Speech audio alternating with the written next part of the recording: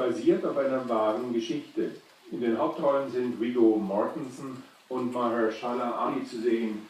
Thematisch gab es in den letzten Jahren schon bessere Filme zum Thema Rassismus in den USA, aber die beiden Hauptdarsteller machen Green Book zu einem unterhaltsamen Buddy-Movie.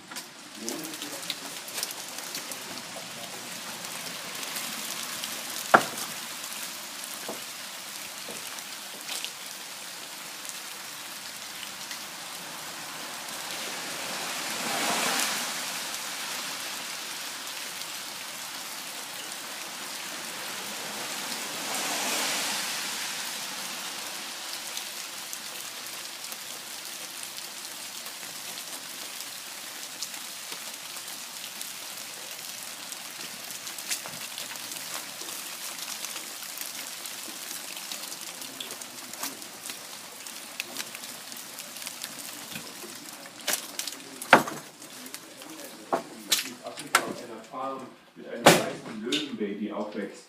Der Film wurde ganz ohne Tricktechnik gedreht und plädiert für einen gewissenhafteren Umgang mit der Natur. B5 aktuell.